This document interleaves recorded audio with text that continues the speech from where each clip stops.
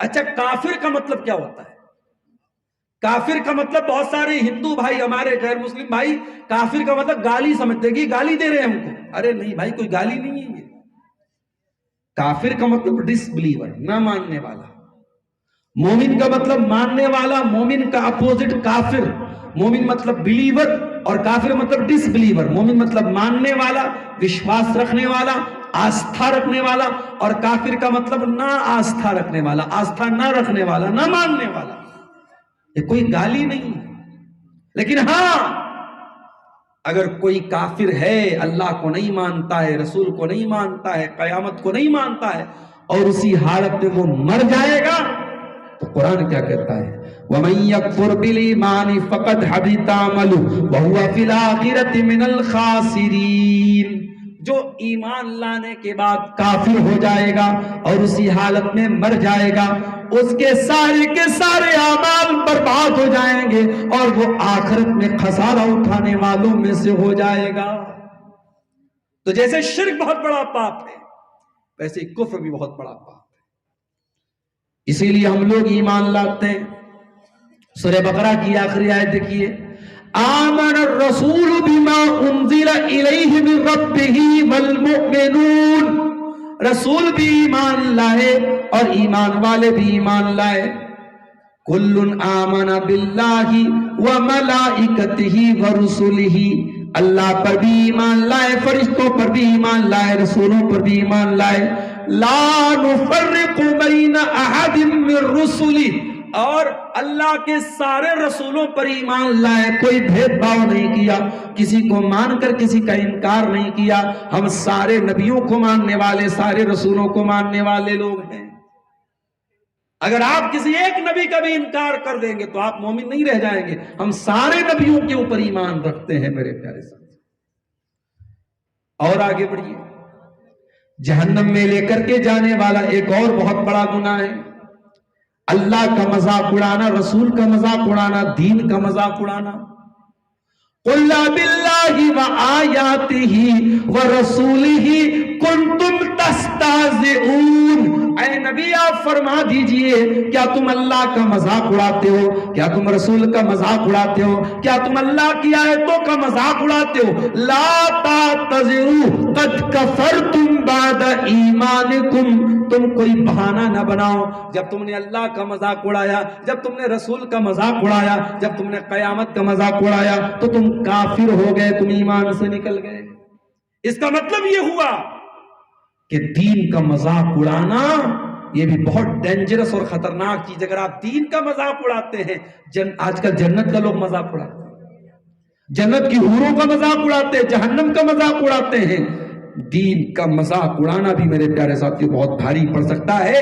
اور اگر آپ نے دین کا مذاق اڑایا تو یہ چیز بھی آپ کو جہنم میں لے کر کے جائے. اور آگے بڑھیے. سود کھانا، سود کھانا بھی جہنم میں لے کے جانے والا عمل ہے. اللہ قرآن میں کہتا ہے یمحق اللہ الربا ویربی الصدقات. اللہ تعالیٰ سود کو مٹاتا ہے اور اللہ تعالیٰ صدقہ خیرات میں برکت دیتا ہے. جب آپ اللہ کی راہ میں صدقہ کرتے ہیں، دان پن کرتے ہیں، تو آپ کے مال میں برکت ہوتی ہے. اور جب آپ بیاج کا پیسہ، انٹرسٹ کا پیسہ اپنے گھر میں لاتے ہیں تو آپ اپنے گھر کی برکت کو مٹا دیتے ہیں، مال کی برکت کو مٹا دیتے ہیں. یا ایھا الذین آمنوا لا تاکلوا الربا اضعافا مضاعفا. اے ایمان والو، چکر وردھی بیاج نہ کھایا کرو، کمپاؤنڈ بیاج نہ کھایا کرو. بیاج پر بیاج جو چڑھتا رہتا ہے جس کو کمپاؤنڈ انٹرسٹ بولتے ہیں، چکر وردھی بیاج بولتے ہیں، وہ بیاج عرب میں بہت چلتا تھا.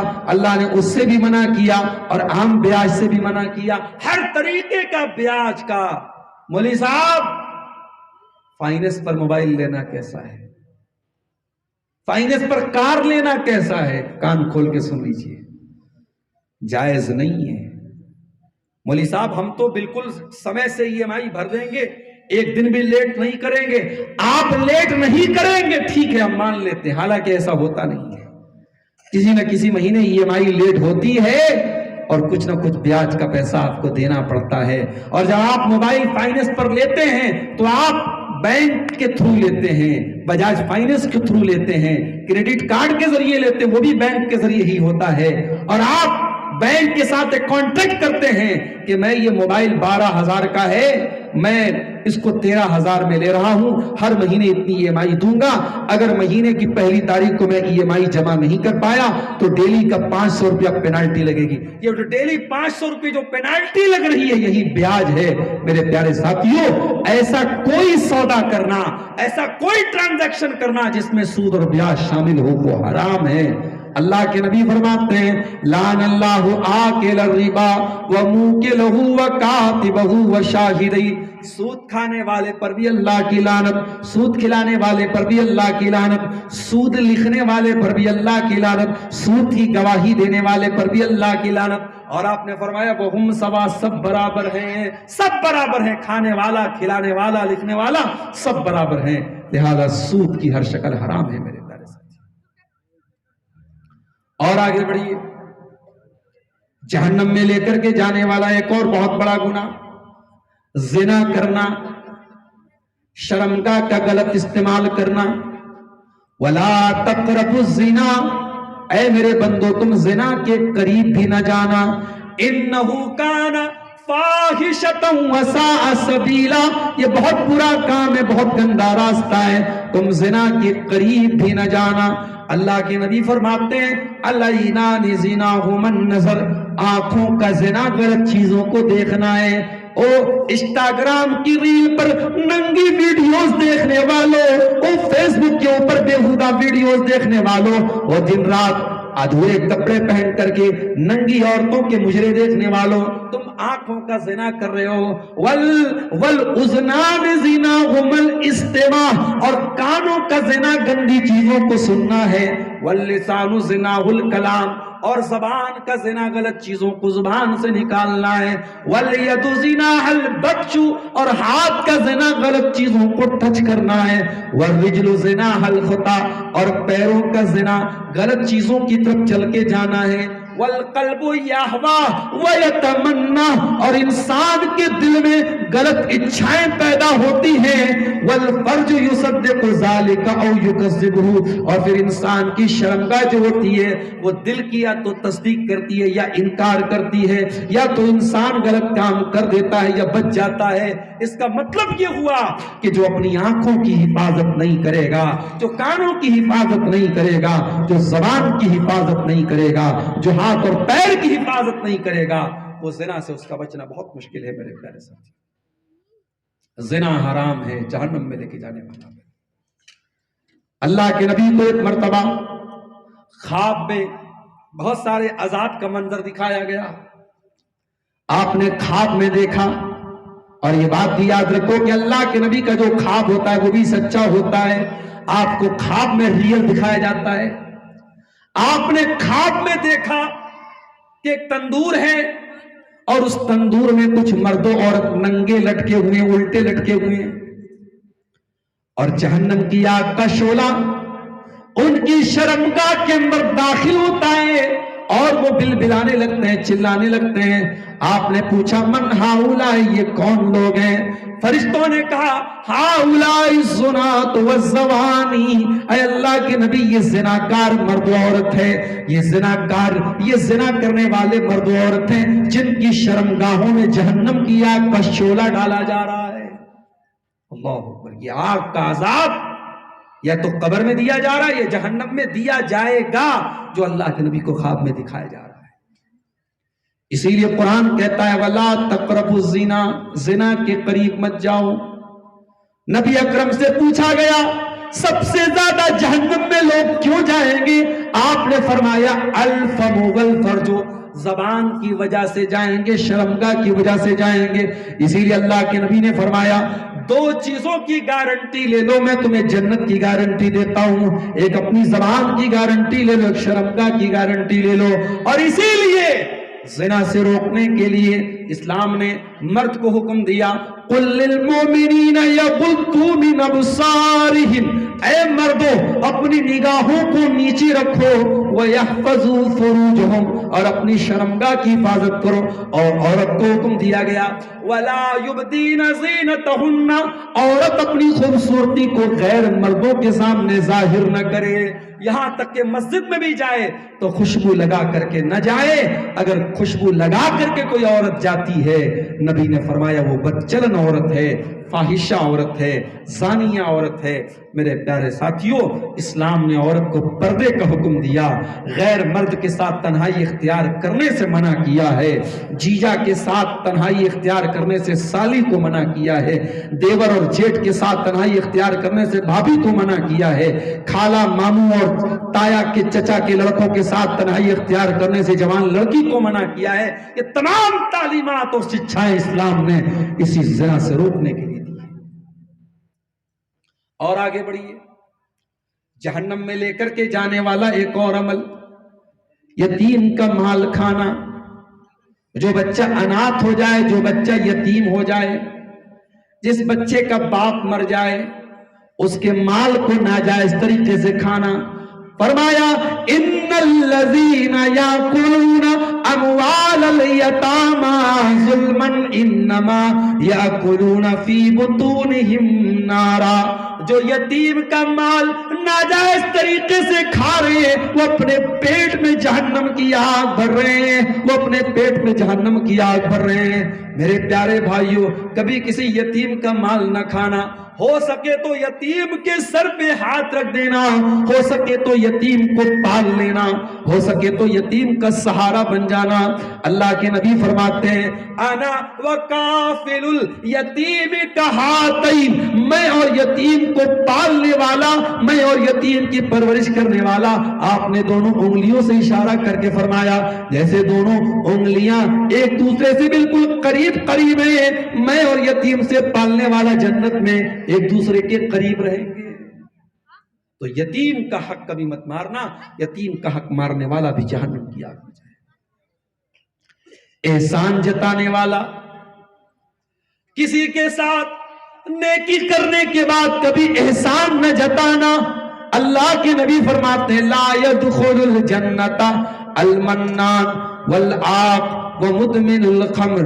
3 لوگ ایسے ہیں جو جنت میں نہیں جائیں گے: احسان جتانے والا، احسان جتانے والا، رشتوں کو توڑنے والا، اور شراب کی جس کو لت لگ گئی ہو، شراب کی کا جو عادی ہو، جو پابندی سے شراب پیتا ہو. کبھی اس نے جہالت میں آ کر کے کبھی نشہ کر لیا، سچی توبہ کر لی، اس کا معاملہ الگ ہے. لیکن جو شراب کا عادی ہے، ابھی میں دوپہر میں نیپال میں تھا، جب نیپال سے انڈیا ہم لوگ آنے لگے تو بارڈر پر دیکھا کہ باقاعدہ مشین کے ذریعے وہ منہ چیک کر رہا ہے کہ اس میں پھونک ماری، پھونک مار کے تو پتہ لگ جاتا تھا کہ شراب انسان پی کے آیا ہے کہ نہیں پی کے آیا ہے. تو ابھی نیپال سے بھی جو لوگ بہار میں آ رہے ہیں، انڈیا میں آ رہے ہیں، ان کو بھی یہ چیک کر رہے ہیں کہ شراب تو نہیں پیے ہیں. یہ شراب بندی جو بہار میں لاگو ہے، اس کی وجہ سے بہت سارے ایکسیڈنٹ رک گئے بہار میں، اور بہت ساری گھٹنائیں رک گئیں. میرے پیارے ساتھیوں، یہ شراب کا جو نشہ ہوتا ہے، یہ بھی جہنم کی آگ میں لے کے جانے والا ہے.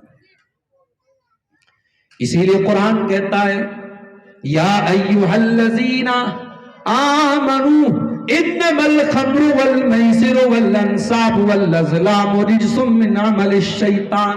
اے ایمان والو، شراب، جوا اور پاسے کے تیر اور غیر اللہ کی آستانے، یہ سارے کی ساری چیزیں گندی ہیں، یہ شیطان کا کام ہے.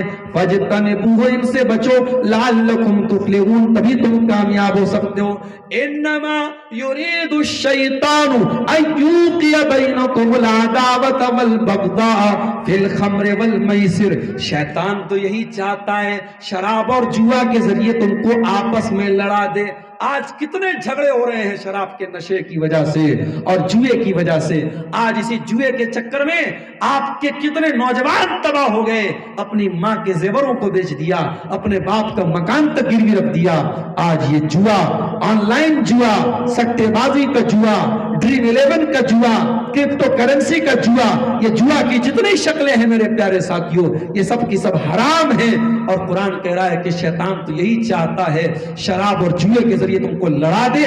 वयसुद्दकुम अन ज़िक्रिल्लाह व अनिस सलाह, और तुमको अल्लाह ताला के जिक्र से रोक दे, तुमको नमाज से रोक दे। फहल अंतुम मुंतहून, तो ऐ मेरे बंदो तुम शराब और जुआ को छोड़ोगे या नहीं छोड़ोगे? तो शराब भी बहुत गंदी चीज है और जहन्नम में लेके जाने वाली चीज है। और आगे बढ़िए, गीबत करना, चुगली करना। अल्लाह के नबी ने फरमाया कि जब मैं मेराज के सफर में गया, मैं कुछ लोगों के पास से गुजरा, मररतु बिक़ौमिन लहुम अज़फ़ारुम मिन नुहासिन, मैं ऐसे लोगों के पास से गुजरा जिनके लोहे के तांबे के नाखून थे और वो अपने चेहरों को नोच रहे थे। यख्मिशून बिही वुजूहहुम व सुदूरहुम, वो अपने तांबे के नाखूनों से अपने सीनों को खरोच रहे थे, अपने चेहरों को नोच रहे थे।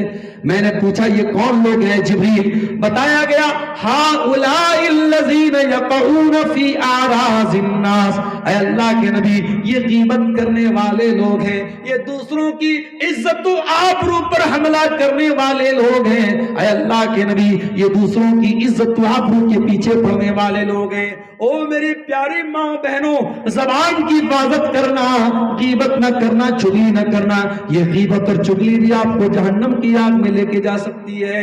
अल्लाह के नबी ने एक मर्तबा हजरत मुआज इब्न जबल से कहा था कि ऐ मुआज इब्न जबल, क्या मैं तुझको पूरे दीन का खुलासा न बता दूं? कहा कि अल्लाह के नबी जरूर बता दीजिए।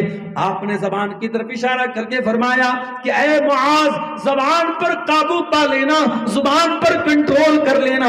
हजरत मुआज इब्न जबल ने कहा अल्लाह के नबी क्या लोग अपनी जबान की वजह से भी जहन्नम की आग में जाएंगे?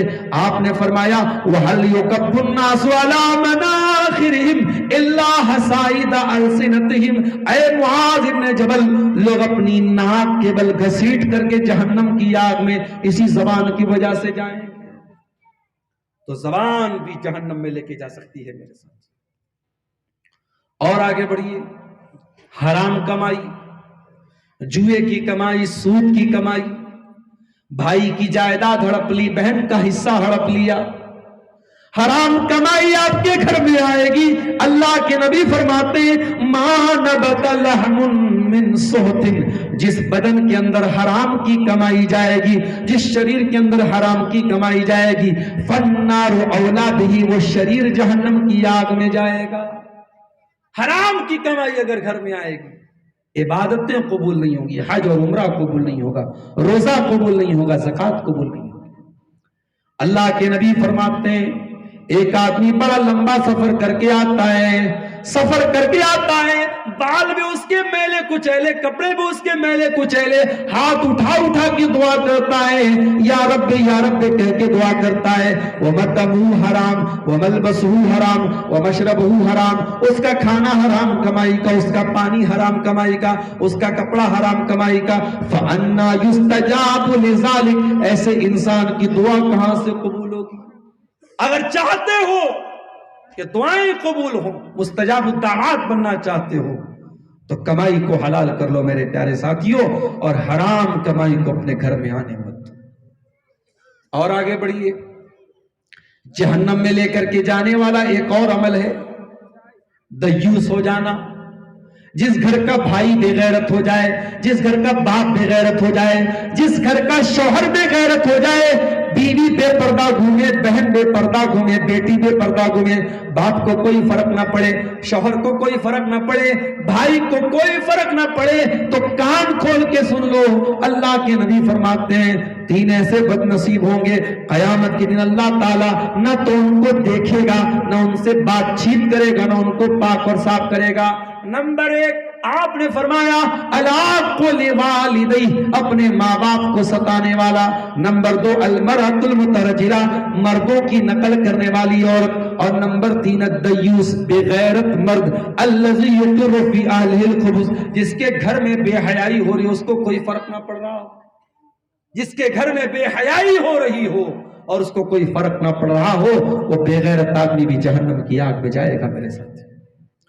او میری پیاری ماں بہنوں، آپ سے بھی ایک بات کہنا چاہتا ہوں، جلسے میں آپ آتی ہیں بہت اچھی بات ہے، ہر جگہ جلسے میں عورتوں کا انتظام نہیں ہوتا ہے، آپ کے یہاں ہے بہت اچھی بات ہے۔ میں بار بار سیمانچل میں یہ بھی بولتا ہوں، مسجدوں میں بھی عورتوں کا انتظام کیجیے، جمعہ میں بھی عورتوں کا انتظام کیجیے۔ دین سیکھنے کا کام مردوں کے ساتھ ساتھ عورتوں کو بھی کرنا ہے، لیکن اے میری پیاری ماں و بہنوں، جب آپ جلسے میں آئیں، مسجد میں آئیں، جمعہ میں آئیں، تو ایک بات یاد رکھیے، آپ پردے میں آئیں، آپ ایسا کوئی کپڑا پہن کر کے نہ آئیں جس کپڑے سے آپ کا شریر نظر آ رہا ہو۔ اگر آپ نے کوئی ایسی ساڑی پہنی جس سے آپ کا پیٹ یا پیٹھ نظر آ رہی ہے تو وہ بھی حرام ہے۔ میں پورے طور پہ ساڑی کو حرام نہیں بول رہا ہوں، لیکن اگر ساڑی ایسی ہے، اس کا بلاؤز ایسا ہے کہ عورت کا آدھا پیٹ نظر آ رہا، آدھی پیٹھ نظر آ رہی، تو پھر وہ ساڑی بھی حرام ہے میرے پیارے ساتھی۔ اللہ کے نبی فرماتے ہیں میری امت کے اندر ایسی عورتیں بھی آئیں گی جو جہنم میں جائیں گی، ان کی پہچان کیا ہوگی؟ فرمایا وَنِسَاءٌ کاسیاتٌ عاریاتٌ، کپڑا پہننے والی ہوں گی لیکن ننگی ہوں گی۔ ایسا کیسے ہو سکتا ہے؟ کپڑا بھی ہے اور ننگی بھی ہے۔ شاید جب اللہ کے نبی نے یہ حدیث سنائی تھی، صحابہ کو اتنی سمجھ میں نہیں آئی جتنی آج ہم کو سمجھ میں آ رہی ہے۔ آج عورت کے شریر پہ کپڑا ہے اور کپڑا ہونے کے باوجود عورت کا شریر نظر آ رہا ہے۔ کپڑا اتنا پاردرشی، اتنا ٹرانسپیرنٹ ہے، اتنا دبلا، اتنا اس کے بدن کی جو بناوٹ اس کو دکھا رہا، اتنا ٹائٹ ہے کہ کپڑا پہن کر کے بھی عورت ننگی ہے۔ وَنِسَاءٌ کاسیاتٌ عاریاتٌ مُمِیلاتٌ مائلاتٌ، کپڑا پہننے کے باوجود ننگی ہوں گی، غیر مردوں کو اپنی طرف آکرشت کریں گی اور خود بھی ان کی طرف آکرشت ہوں گی۔ رؤوسہن کاسنمۃ البخت المائلہ، ان کے سر کے اوپر بختی اونٹ کے کوہان کی طرح ہیئر سٹائل ہوگا۔ یہ جو عورتیں بال میں جوڑا باندھتی ہیں، تو کچھ علماء نے اس حدیث کو سامنے رکھ کر کے کہا کہ ایسا بال کا جوڑا بنانا جو اونٹ کے کوہان کی طرح بالکل اٹھا ہو، یہ جائز نہیں ہے۔ اور کچھ علماء نے کہا کہ نہیں، وہ ایک پہچان تو بتائی اللہ کے نبی نے کہ جہنم میں جانے والی عورتوں کے اندر یہ پہچان ہوگی، لیکن اس طریقے کا بال اگر عورت جو ہے وہ اپنے شوہر کے لیے کرتی ہے یا اس کو دوپٹے سے کور کر کے رکھتی ہے، تو جوڑا بنانا یا اس طریقے کا ہیئر سٹائل وہ حرام نہیں ہے۔ بہرحال جو کوہان کی طرح اٹھا ہوتا ہے اس طریقے کا جوڑا اور جوڑا جو ہے عورتوں کو بنانے سے پرہیز کرنا چاہیے۔ اصل میں میک اپ میں بھی تو بہت کچھ ہو رہا ہے آج کل تو ماشاءاللہ۔ جب سے کورونا کا دور آیا ہے، پہلے تو بہت ساری عورتیں جو نقاب میں چلتی تھی، اب نقاب کے بجائے خالی ماسک سے کام چل رہا ہے، اور ماسک بھی ماشاءاللہ اب ساڑی اور لہنگے سے میچ کر کے چل رہا ہے۔ دلہن کا جس کلر کا لہنگا ہے اسی کلر کا جو ہے اس کا ماسک بھی ہے۔ اور اب تو نقاب بھی ماشاءاللہ، نقاب کے اوپر لائٹ بھی لگی ہے، چمک رہی ہے، اور کسی نقاب کے اوپر شہزادی لکھا ہے، کسی پر کلمہ طیبہ لکھا ہے۔ اب یہی بچا ہے کہ صاحب کلمہ لکھنا ہے تو نقاب پہ لکھ دو، شہزادی لکھنا ہے، ارے ہوں گی بھائی آپ اپنے باپ کی شہزادی، اس کو نقاب پہ لکھنے کی کیا ضرورت ہے؟ نقاب کا مقصد پردہ کرنا ہے، اس کا مقصد مت ختم ہونے دو میری پیاری بہنوں۔ اللہ کے نبی نے بڑے سخت الفاظ استعمال کیے، کہا کہ ایسی عورتیں جو مائل کریں گی، آکرشت کریں گی دوسرے مردوں کو، لا يدخلن الجنہ، ایسی عورتیں جنت میں نہیں جائیں گی، ولا یجدن ریحہا، اور جنت میں جانا تو بہت دور کی بات ہے، ایسی عورتیں جنت کی خوشبو بھی نہیں پائیں گی۔ میری پیاری ماں اور بہنوں، جہنم کی آگ سے اگر آپ کو بچنا ہے تو یہ بے حیائی اور بے پردگی آپ کو چھوڑنی پڑے گی۔ اور آگے بڑھیے، جہنم میں لے کر کے جانے والا ایک اور عمل جس کو آج ہم لوگوں نے عادت بنا لیا، نماز کا چھوڑ دینا، جان بوجھ کر کے نماز کو چھوڑ دینا۔ اسلام میں نماز کسی حالت میں معاف نہیں ہے، اگر آپ جان بوجھ کر کے نماز چھوڑ رہے ہیں تو یہ بھی جہنم میں لے کے جانے والا عمل ہے۔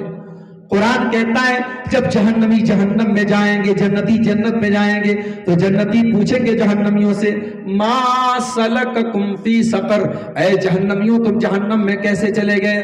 قالوا لم نک من المصلین ولم نک نطعم المسکین وکنا نخوض مع الخائضین، تو جہنمی کہیں گے ہم نماز نہیں پڑھتے تھے۔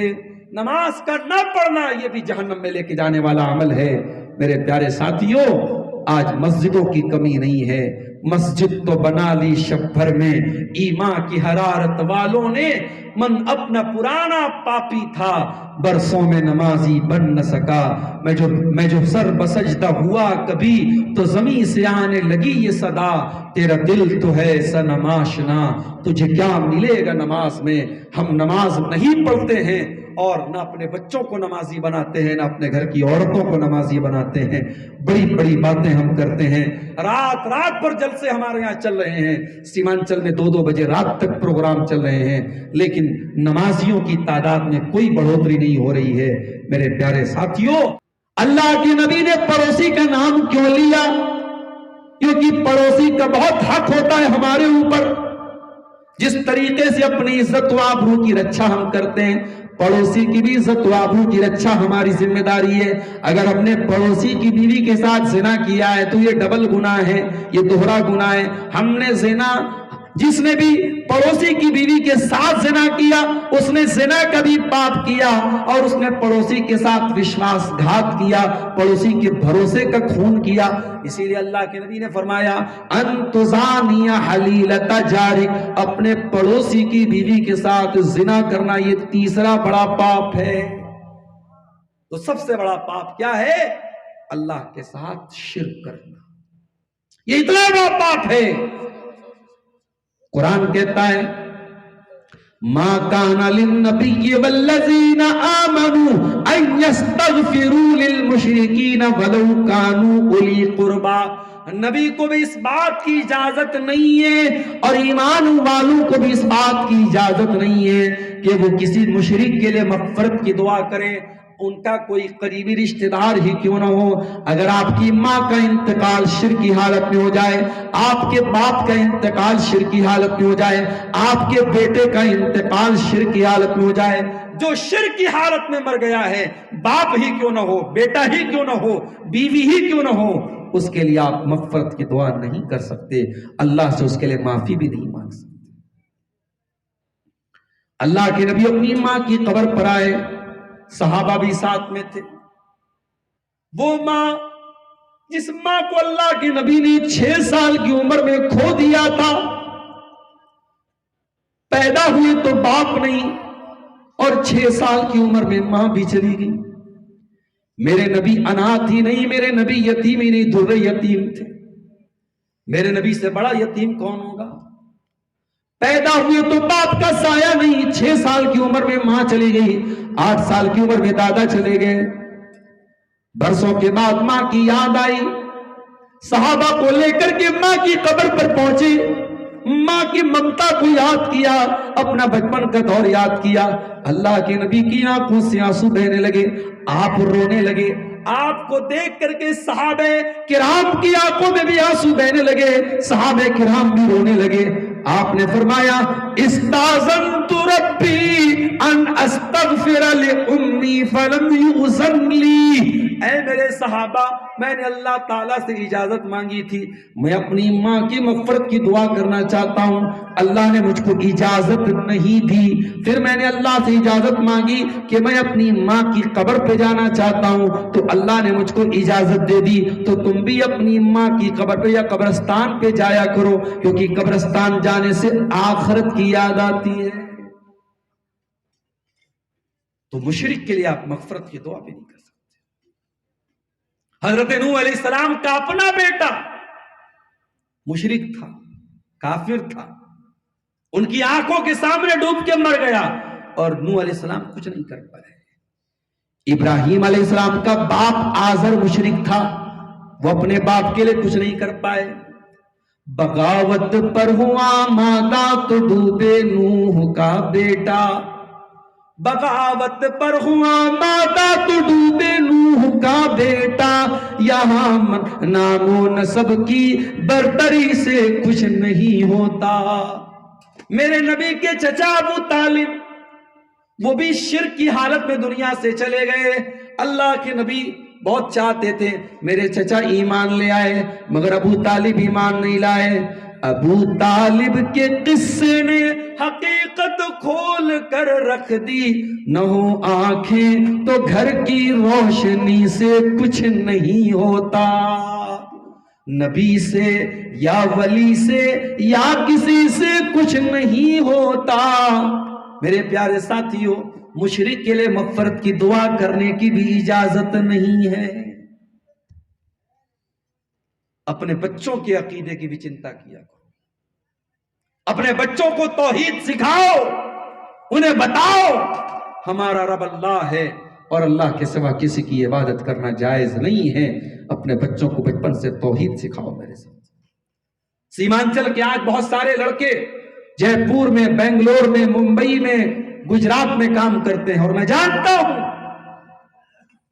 جب وہ اپنے گھر والوں سے دور ہوتے ہیں، ان کو دوسرا ماحول ملتا ہے، سوسائٹی ملتی ہے، تو بہت ساری ایسی چیزوں میں وہ انوالو ہو جاتے ہیں جو غلط ہوتی ہیں، حرام ہوتی ہے، ناجائز ہوتی ہے۔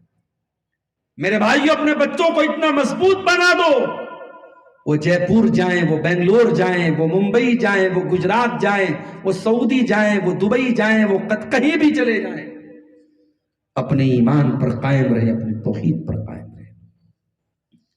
اللہ کے نبی 8 سال کے بچے کو سکھاتے ہیں، اذا سألت فاسأل اللہ۔ اے عبداللہ بن عباس، اے میرے چچا کے بیٹے، اے میرے بچے، جب بھی سوال کرنا اللہ سے سوال کرنا۔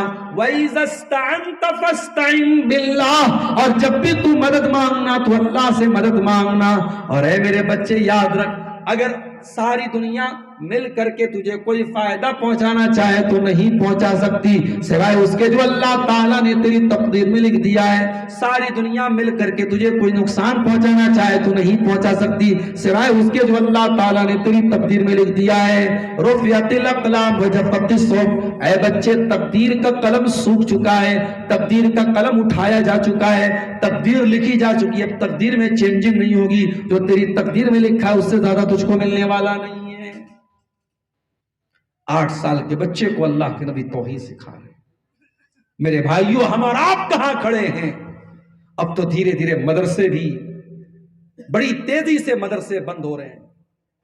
ہمیں غیروں سے کیا شکایت ہے؟ ہم تو خود اپنے مدرسوں کو آج بند کرنے کی کگار پہ چل رہے ہیں۔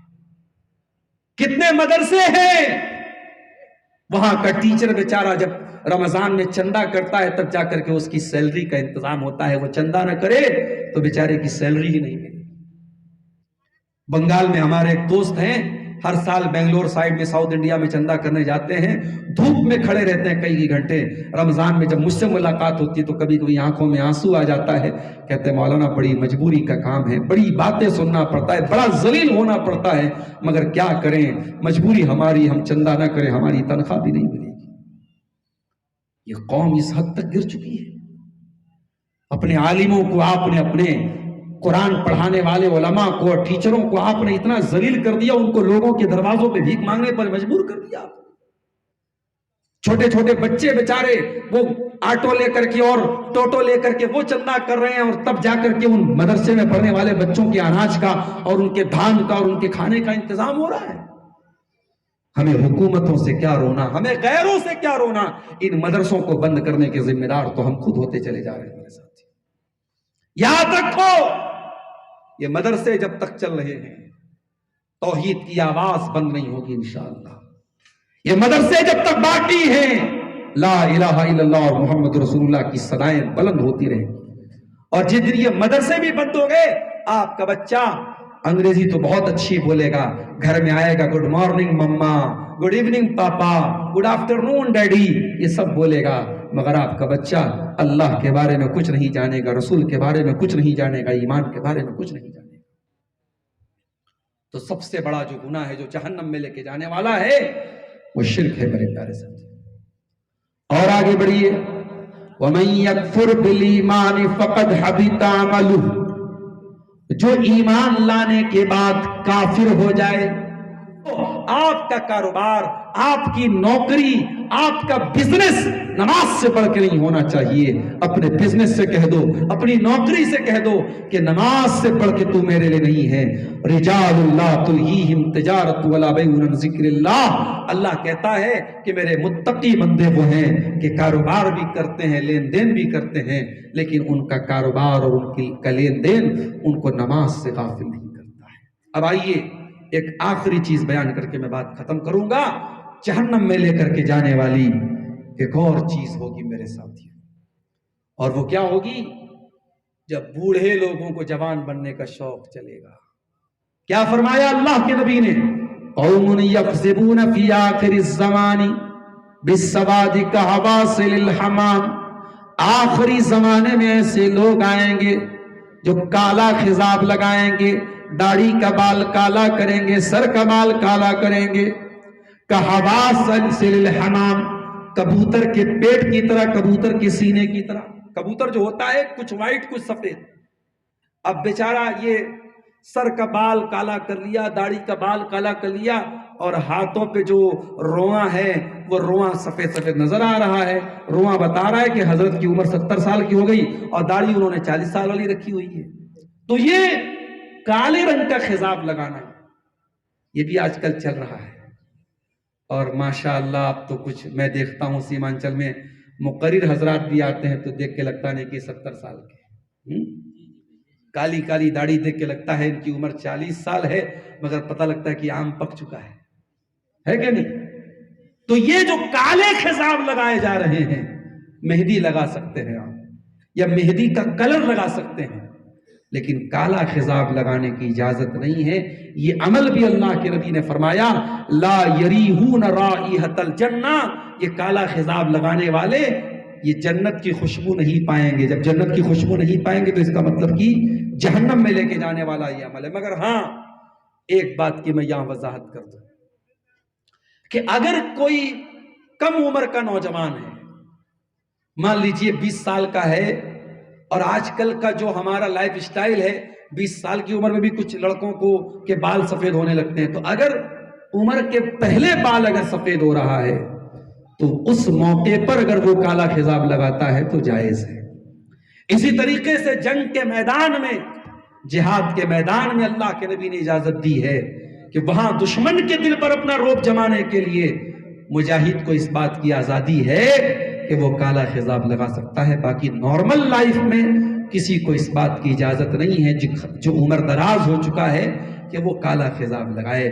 تو میرے پیارے ساتھیوں، جہنم میں لے کر کے جانے والے یہ چند اعمال تھے جو آپ کے سامنے بیان کیے گئے، اور اس امید میں نے بیان کیے ہیں کہ ان اعمال سے ہم اپنے دامن کو بچائیں گے۔